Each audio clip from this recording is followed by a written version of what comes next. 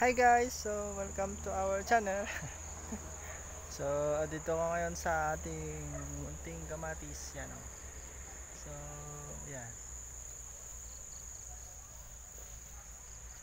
So,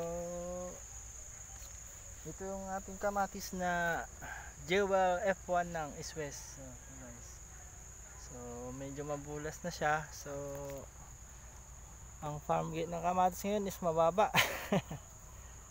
So sana kapag umanin tayo medyo mataas yung presyo. So ito na siya oh. Yan yung Jewel F1. So bakit Jewel F1 yung tinanim natin? Kasi guys nakakatakot yung Diamante Max since maraming white flies dito. Mahirap. Prone sa kulot. So yan na siya guys oh. Yan. May bunga na siya yan oh. Yan. So effective yung ginamit kong foliar na Nutriband kasi more on phosphorus and potassium siya. So yan, maganda na siya guys oh. So pagkatapos baka sa next week mag-a-apply ako ng 30K yung 0061 para ma-boost niya yung paglaki ng mga bunga fruit set. So ayan guys oh. So pasensya na kasi yung aking cellphone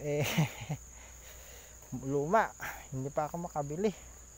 Pag makabili siguro ako yan, maganda na yung vlog natin so since maganda ang kon ngayon tutur ko kayo nako. So dito tayo sa baba, may tanim ulit akong kamatis dito. Yan, dito yan. Ayun. So dito naman mayroon akong upo. Yan oh. May bunga na siya guys eh. Yan oh. May bunga na yung upo ko. Yan. Ito pa oh. Yan. Ito yung para siyang native hindi siya hybrid guys kasi inuulit-ulit lang yung buto. Ito yung maganda na upo guys. So medyo maganda yung tinanim natin na lupa kaya ang lalaki ng dahon niya guys oh. Grabe. So yan. So savior na siya.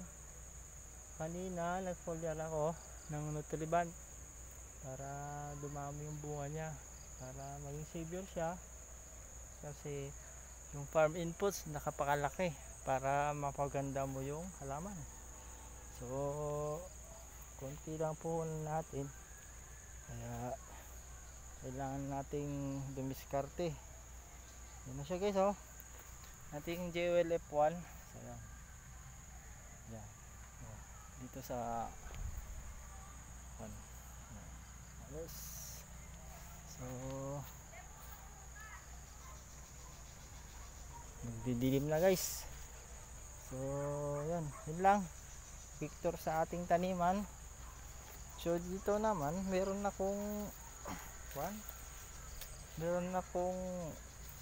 bibinhi. Yan oh, laki.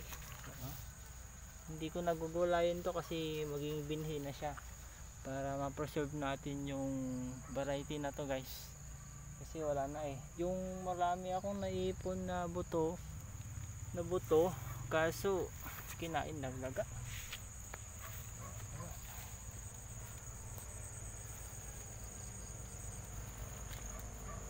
So ito ganda oh guys.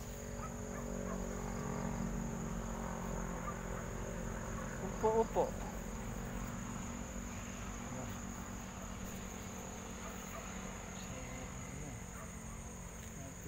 taniman ng kamatis. Medyo madilim na kaya medyo pero sana mukha nyo gustuhan nyo ating kan. So dito rin nag-con ako dito guys ng tanim ulit ako dito ng hindi nyo makita, dilim na, madilim na. So other video na naman. So yun lang guys.